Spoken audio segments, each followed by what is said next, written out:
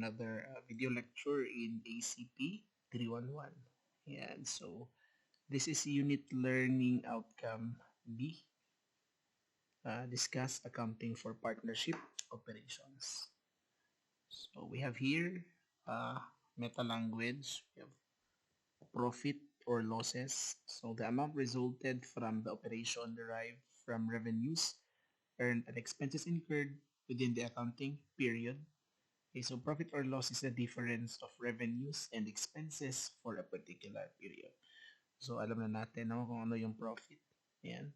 So profit and loss ratio naman is the agreed rate of sharing of profits among partners. So profits and losses ratio must be agreed upon by the partners and expressly stated in the agreement.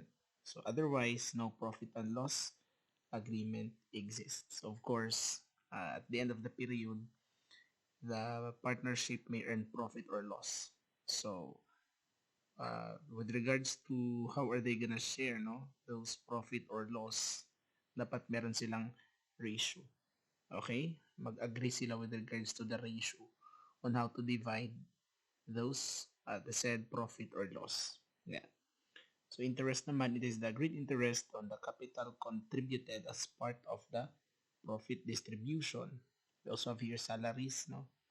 So ito yung compensation paid to partner, okay, who really devote time in the operation. So sometimes profit may fluctuate. So that's why for fair sharing of profits, they provide salaries. So usually given to managing partners. So basically, itong mga salaries na binibigay sa mga partner, hindi siya actually expense, no? So isa siya sa profit sharing scheme ng partners, okay? Para mas fair yung uh, compensation, especially those given to partners na nagde-devote talaga ng time, okay, for the success of the partnership.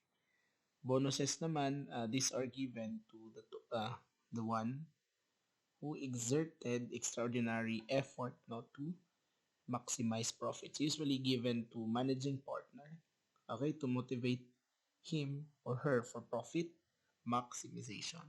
Ayan. So, ang bonus naman, binibigay lang to kapag may profit. So, okay, so walang bonus kapag walang profit. Kapag loss, no, walang bonus yan. Ayan. Okay. So, the computation of partnership net income for partnership operation is still the same with other forms of businesses. So, walang changes, just sales minus cost of sales equals gross profit minus expenses. Ayan. So, the same pa rin. However, it differs on the way it is distributed to the respective partners. So, although the same siya on how to compute profit just like other businesses, the issue here is on how to distribute the said profit to the partners. So, the usual accounting issues in the section are the proper distribution of partnership profits and losses among partners. So preparation of financial statements, changes in the profit or loss ratios, and calculating the correct net income or loss from prior and current period. So we have here paano ba i-divide ang profit or loss? Okay? So it is actually provided by the partnership law. Okay, that it provides a guidance for the distribution of the profits or losses among the partners. So the following is the summary for the profit and losses distribution. So, profit muna tayo. Um, on the side note, etong mga to, okay, ano siya priority order. Okay? Pag may agreement, then divide ang profit based sa agreement. Okay? Kung paano nila i-share. Kung wala namang agreement, and as to profit distribution, gamitin ang original capital contribution. Kung wala namang agreement as profit distribution and the original capital contribution cannot properly determine profits, must be divided equally. Okay? So this is on a priority basis. Una, again, agreement. Kung walang agreement, pero may original capital contribution, o use the original capital contribution. pag walang agreement and then hindi available or if the capital contribution cannot be determined o i-divide ang profit equally. Ayan. For losses naman, first priority of course is agreement. Okay? Kung walang agreement as to loss, use the profit agreement. Okay? So ganito. Again na agreement, no, divide loss. Kung walang agreement kung walang agreement as to how to divide losses pero may agreement as to how to divide profit, o gamitin mo yung agreement how to divide profit in the case or in sharing or distributing losses to the partners. Kung wala namang agreement as to loss and as to profit sharing, no, use the original capital contribution. Okay? Yan. Number 4 naman, if no agreement as to profit or loss distribution and the capital or the original capital can properly be determined, profits or losses must be divided equally. So, ito yung choices mo. Okay? Yan. So, based pa rin tayo sa agreement. Kung wala mga agreement, o use the alternative choices. Okay? Pili lang ng isa. Kapag profit or kapag loss. Ayan. Now, the following are the possible methods of dividing the profit or loss among the partners. So, profits can be divided equally, of course, or in an arbitrary ratio, or based on capital balances, or with the following allowances of the following. So, interest capital, salaries, bonus, and remaining balance at net income or loss. Okay, so note that the provision of interest, salaries, and bonuses must be agreed upon by the partners. Okay, if ever these provisions exist, these must be distributed first, and any remaining profits or losses must be divided based on the agreed ratios. And so if they have agreement as to interest, as to salaries, and as to bonuses, it has to be an amount of profit, no, or an amount shall be provided first for these three. And then kapag may remaining pa either profit or loss, it will be divided based on their agreement equally ba, or on an arbitrary ratio ba, or on a capital balances ba. Ayan. So, a partner who contributed his expertise must receive an equitable share in the profits or losses of the operations. So, yung mga industrial partner, they have the right, no, or they have the right as provided by the partnership law to receive profit, okay, but not loss. So, they should be paid, or they should share part of the profit uh, in an equitable amount. Okay, to compensate, of course, for the services they render for the partnership, being an industrial partner. So we have here illustration. No? So assume that on January 1, 2020, C and Chu formed a partnership with an investment of 30,000 pesos by C and 60,000 pesos by Chu. So 30 yung ininvest ni C, 60 yung kay Chu. On December 31, 2020, after closing all income and expense accounts, the income summary accounts show a balance or credit balance of 60,000, representing the profit for the year 2020. So, mayroon daw silang profit na 60,000. Ayan, for 2020. If the capital account during 2020 are summarized as follows. So, eto na yung flow ng capital accounts of C and Chu, no? Okay, so merong capital balance on January 1 na 40, meron ding 60, C at saka kay Chu. May additional investment on March 1 na 20,000 si C, 50,000 naman kay Chu. On August 1, another additional investment for 20,000 kay C, 40,000 kay Chu. And then, may withdrawal. So, nag-withdraw si C ng 20,000 at nag-withdraw din si Chu ng 50,000. So, kunin natin yung capital balances nila as of December 31, 2020. So, kay C, you have 60,000. Kay Chu naman, we have 100,000. And, of course, you have to remember or note that the original investment.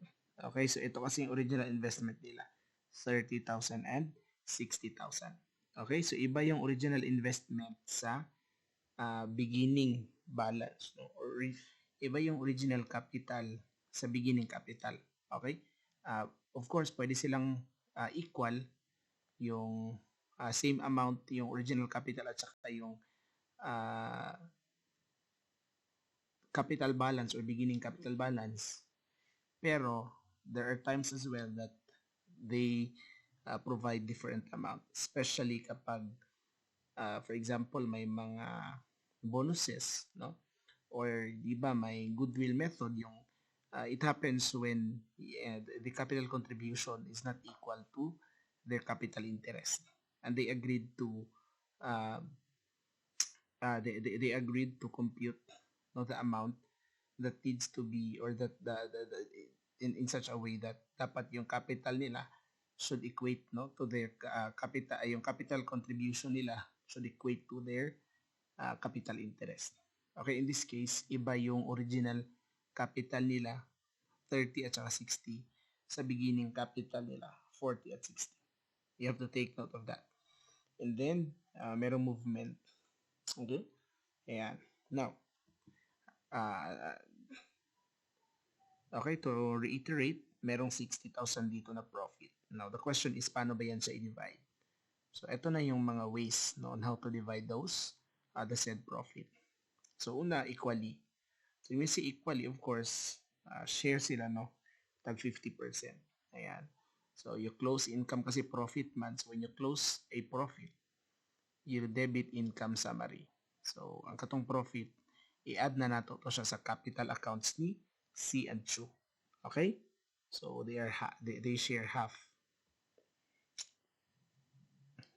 Now, on the other hand naman, if the business has a loss of 60,000, so pag may loss na 60,000, syempre, debit mo lang yung capital accounts nila and close the income summary account who has a debit balance. So, i-credit mo na siya if loss. So, equally pa din naman, so 30-30 pa rin. Ayan. Very simple. Now, a division of profit and loss on an arbitrary ratio. When you say arbitrary ratio, not equal, other than equal. For example, 40% kay C, 60% kay Chu, or 70% kay C, 20% kay Chu. Okay? So, C and Chu agreed to divide. Second option to ha. C and Chu agreed to divide profits and losses in the ratio of 60% to C and 40% to Chu. So, the closing entry to divide the net profit of 60,000 to the partner's capital account for 2020 would be the following. So, debit income summary, close natin ang profit na 60. And then we credit it to C capital and Chu capital. 60% kay Chu, which is 36,000. And 40% kay 60% kay C na 36,000. And 40% kay Chu. Yan. Next is division of profit based on the ratio on partners' capital balances. Again, meron tayong original capital balance, okay, or capital contribution, yung how much talaga yung originally in-invest nila. Meron din tayong beginning balance, so at end year, okay, so pwede may beginning balance in 2020, may beginning balance in 2021, and so on. So kapag based on original capital, ayan, eto na, no? So dahil original capital yung binasihan natin, so we use 30,000 and 60,000. Okay? And not 40 and 60. Yan. So, kaya we have 30,000 here and 60,000 here. So, that's 30,000 plus 60,000, you get 90,000. That would be your denominator. Your numerator would be the partner's contribution. So, that's 30,000 divided 90,000 times profit na 60,000. You have 20,000 to C. 60,000 divided 90,000 naman, 60,000 because this is the original capital of Chu. Times 60,000, you have 40,000. Kapag beginning capital naman, we use 40,000, 60,000. Okay, if we base or if we use the divide the profit based on the beginning capital balances, as you can see, you have 40 and 60 here. Ayan. So that's 40 and 60, you get 100,000, right? So 40 plus 60, that's 100,000. So if we get the share of C, that's 40 divided 100,000 times 60,000, then you get 24,000. 36,000 naman kay Chu. Ayan. No, kapag ending capital naman, yung ending capital balance nila in 2020. Okay, and the ending capital balance is 64C and 102 Chu. So 60 plus 100, that's 160. So that's gonna be your ratio. 60 divided 160 times the profit na 60,000, you get 22,500. For Chu naman, you get 37,500. Ayan. Now, what if based on capital, average capital? Okay? If we use the simple average, you just add the beginning capital balance and the ending capital balance during the year, i-divide mo yan by 2. That's the average capital of the partner. In this case, yung average capital ni C ay 50. 80,000 naman kay Chu. O, you base your ratio on this one, on the average capital. That's 30 plus 80, that's 650 plus 80, that's 130,000. So, yun yung magiging ratio. Okay? And then, based on this one, the share of C for a 60,000 profit would be 23,072. Chu naman would be 36,923. Ayan. Of course, alam niyo na kung paano yan kinuha. So, very simple yung computation. Now, what gets, or it gets even, challenging when we do not use, or instead of using the simple approach, we use the peso month, peso day month, or weighted average capital. Okay? So, kung dito, simple capital, simple average yung ginamit niya, divide lang ng 2. Dito sa weighted average capital method, we weigh in, or we consider the movement of the capital of the partners during the period. Okay? Para mas equitable yung magiging resulting ratio for purposes of computing the share of the profit. Okay? Now, under this approach, only the permanent withdrawal must be considered. So, you do not include temporary withdrawal. Ha? Ano ba yung mga temporary withdrawal? Those are withdrawals with expectation of repayment. Okay? Due to, expectation of future profits. Ayan. So, nag-withdraw temporarily ang partner, tapos later on, babayaran lang din niya. Hindi natin yan ini-include for purposes of getting the weighted average capital. We only consider the permanent withdrawal. And the temporary withdrawal must be ignored for this purpose. So, in-ignore natin siya not for the entirety of the accounting for partnership, but only for purposes of computing the weighted average capital of each partner. Okay? So, in the same example, we have here C and Chu.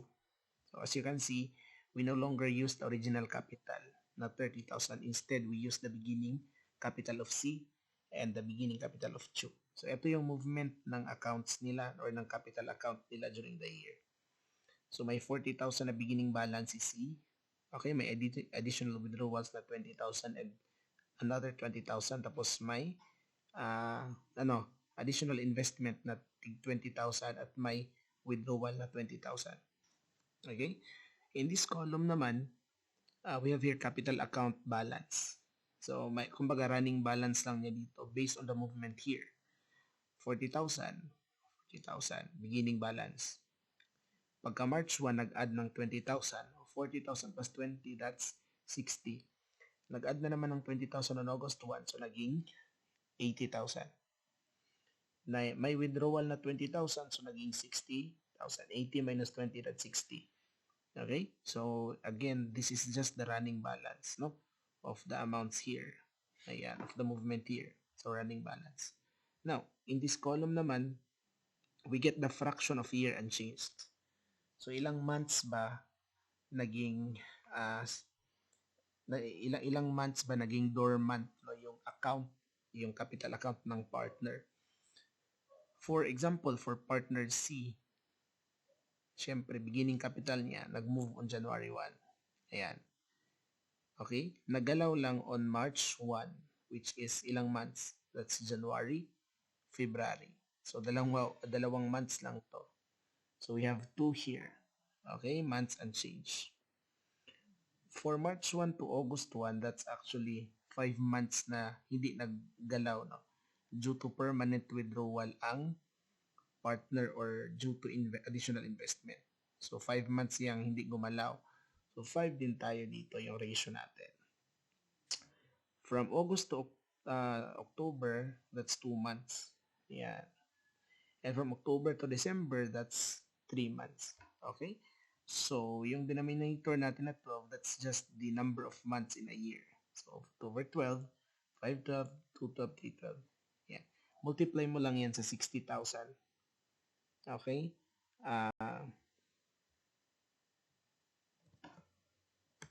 No, not the profit. Okay, multiply mo lang yan. Ayan, that's 40,000 capital account times 2 over 12. Okay, you get,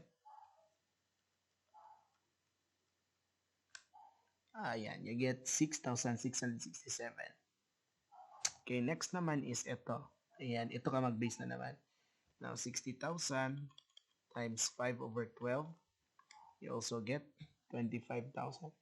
And so on. Tapos i-add mo. In this case, nakakuha tayo ng 60,000 average capital. Therefore, the average capital of C or the weighted average capital of C is 60,000. The same procedure goes with Chu, and accordingly, the weighted average capital of C is 100 of Chu. Chu, it's 110,000. So i-add mo lang siya.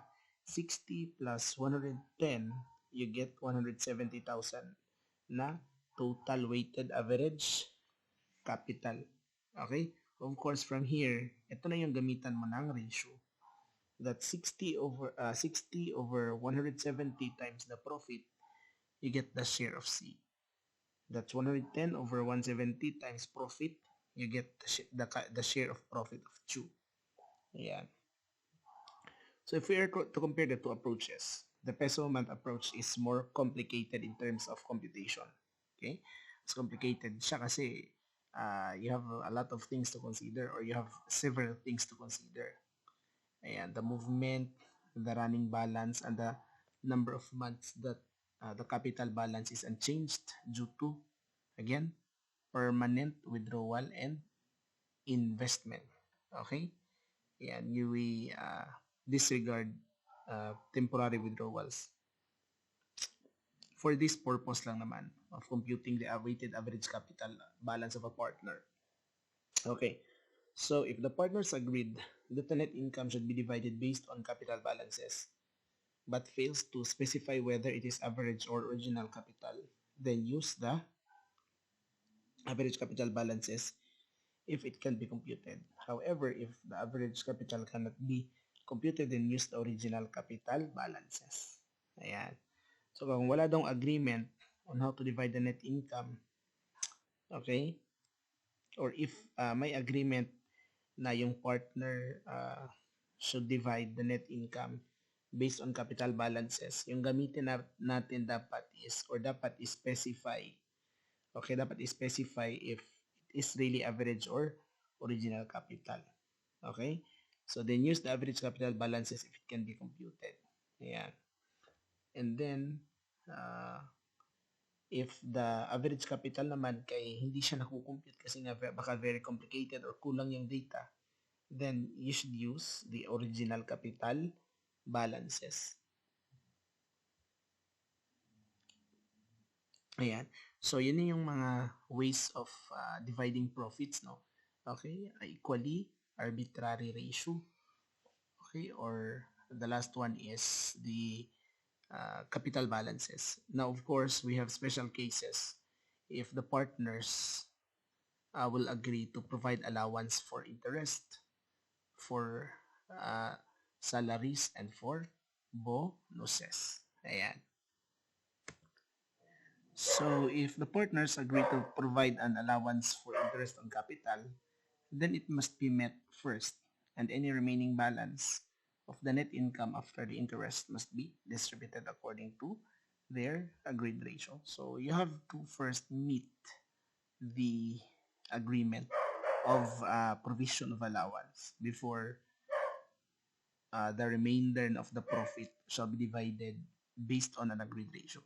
For example, so we refer to C and Chu pa rin. So partnership with a net income of 60,000 pesos for 2020 and capital account balances as shown in illustration 1 of this new law. So assume that the partnership agreement allows interest on partners' average capital balances of 12,000.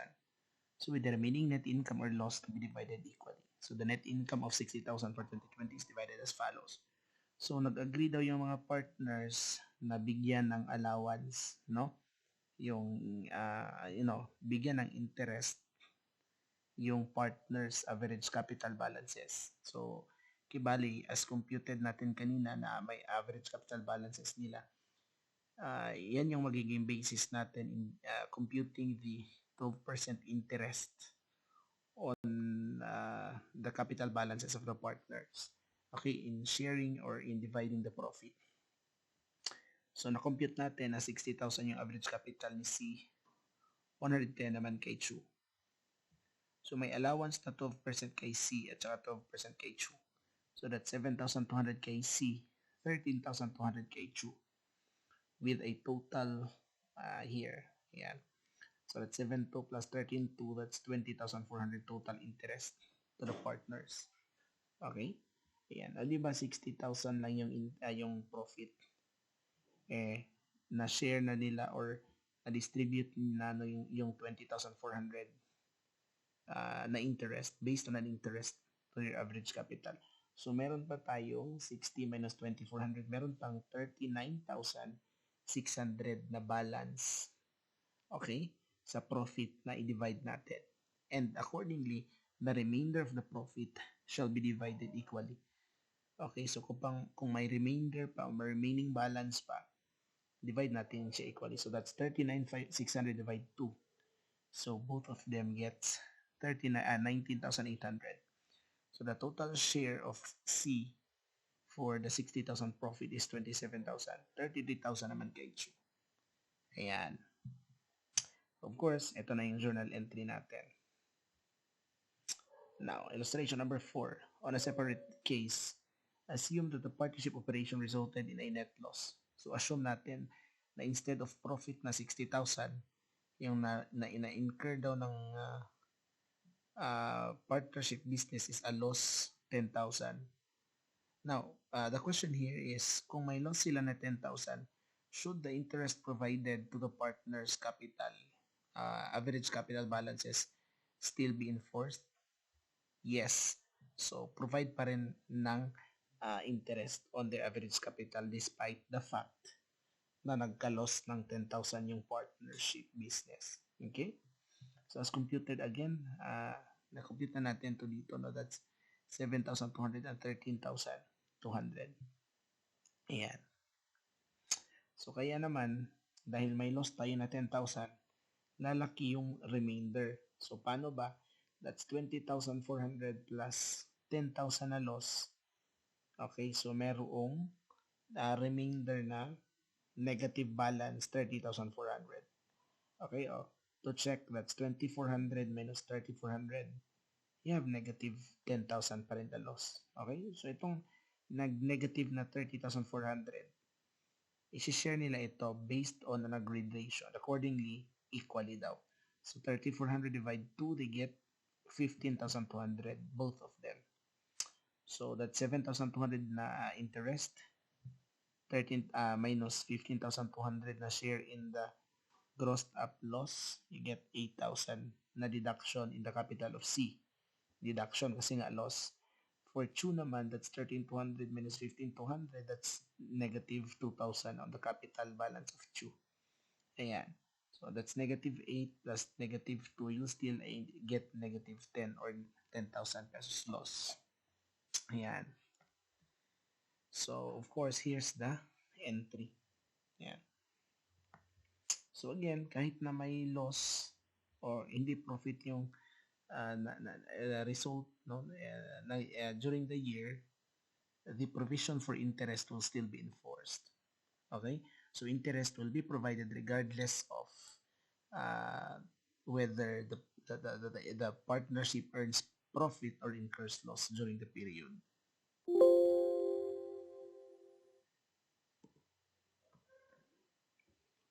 Okay.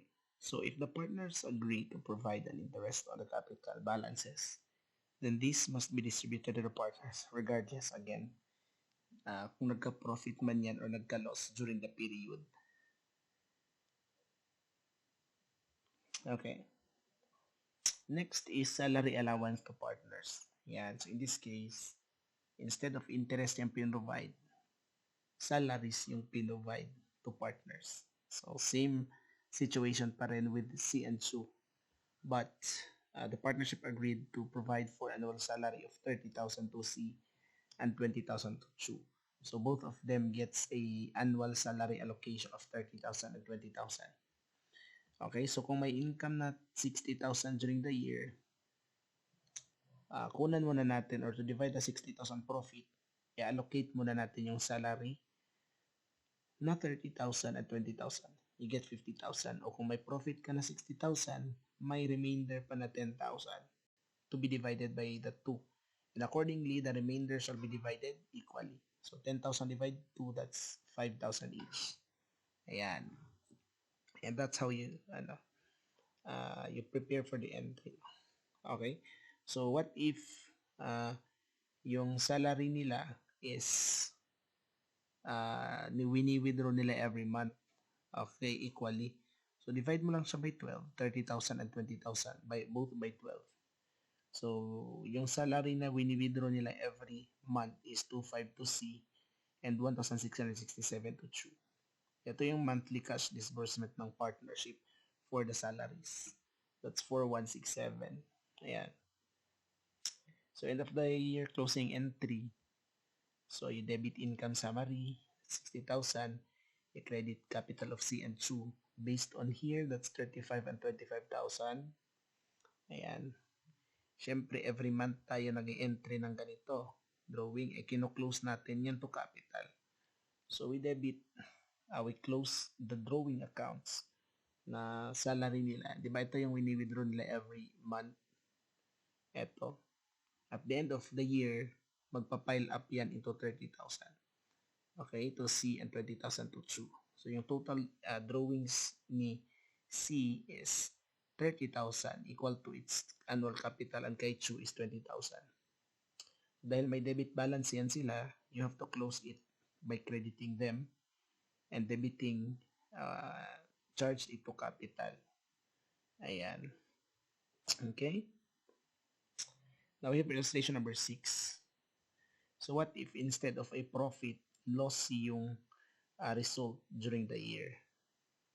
So may enforce ba rin yung salaries? Of course, no? So lagay lang natin dito yung loss na 20,000. Still enforced yung salaries na 30,000 and 20,000, you get 50,000. So i-add mo lang yung loss na 20,000, you get 70,000, i-divide nila as remainder. And accordingly, they will divide it equally. So divide by 2. Ayan, that's 35,000 each. So there is a total deduction in the or net decrease in the capital account of C na 5,000. 15,000 naman kay Chu. Ayan.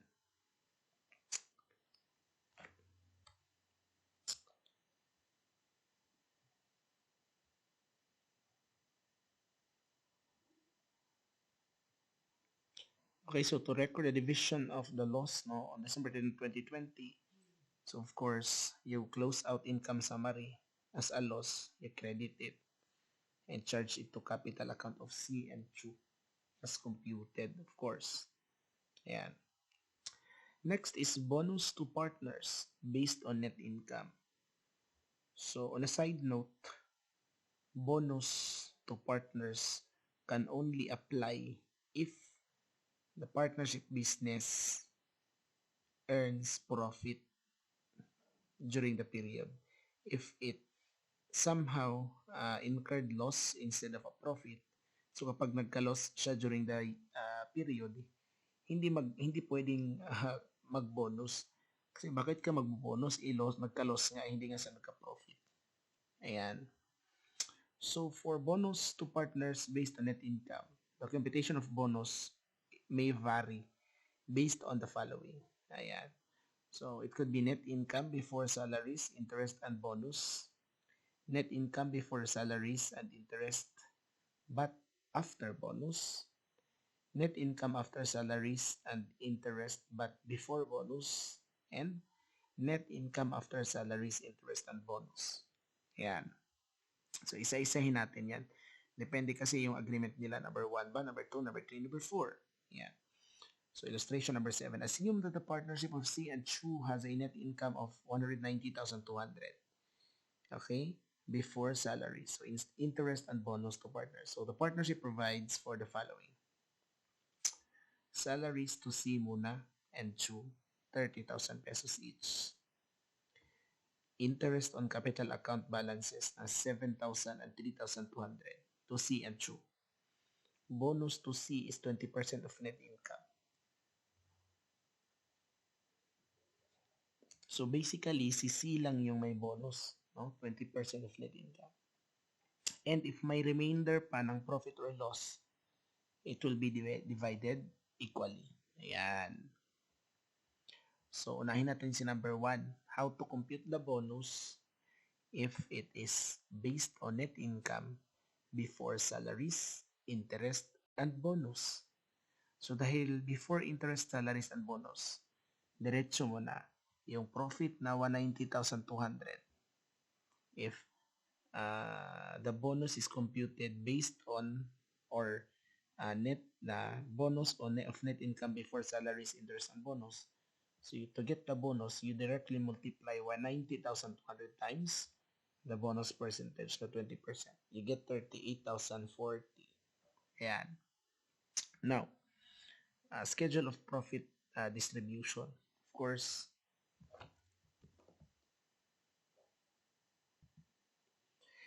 ito yung schedule natin, no? So, provide muna the salaries. Okay, as agreed na tag 30,000 each. So, may 60,000 tayo. They agreed to provide interest. Okay, that's 10,200. They agreed as computed, the bonus is si C lang yung magkaka-receive ng bonus. As computed, we have 38,040. Ayan. So, total lang natin, that's 108,240. Eh, yung profit is 190,200. O may remainder pa to be divided amounting to 81,960. And that should be divided by equally. Okay? So, the total profit shared to C or distributed to C is 116,020. To Chu naman, you have 74,180. Okay, so mas malaki yung kay C kasi meron siyang bonus. Maybe because C is, or possibly because C is the partner or the managing partner who committed, no, tireless effort to earn the profit. So, siya yung may bonus. Ayan. Now, what if the bonus is computed, no, based on net income before salaries and interest but after bonus? Okay, so we have here the formula. Kapag before salaries and interest but after bonus, you get bonus is equals to NI, okay, net income minus bonus rate plus bonus rate divided by 1 plus bonus rate. Okay, so that's bonus is equals to 190,000 times 20% over 100, 1.20. Ito yung formula natin. You get 31,700. Ayan. So that's the bonus as computed based on this formula. Okay?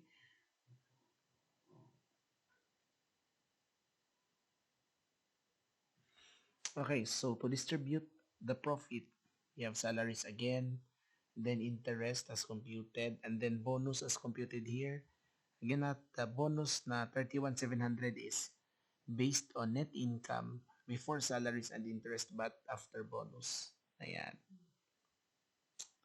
So the total share of the partner C is 112,850. 77,350 naman kay Chu. Okay? Now, what if the bonus is computed based on net income after salaries and interest but before bonus? When you say after salaries and interest, from the net income, kunin mo muna yung salaries and interest before mo kunin yung bonus. Okay? Ayan. Kaya dito, we have a computation here or formula. No? The bonus is computed by net income, kunin yung salaries, kunin yung interest. Okay? And the result, multiplied by the bonus rate. Okay? Ayan. So, the bonus now, if it is based on net income after salaries, after interest, but before bonus, that's 190,200 minus salaries na 60,000 minus interest na 10,200 multiplied by 20%. Ayan. So this should be 20%. No?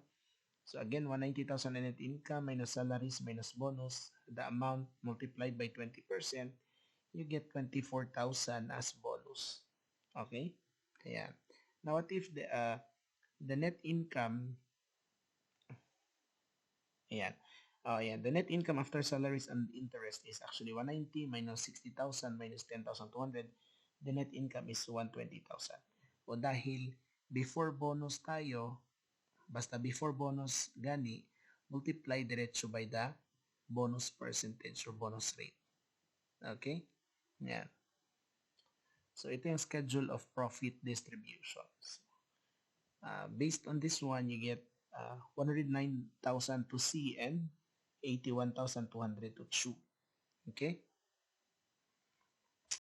So, kapag bonus of net income, ay kapag yung bonus naman is computed based on net income after salaries, interest, and bonus. So, after all, ayan, after salaries, after interest, and after bonus.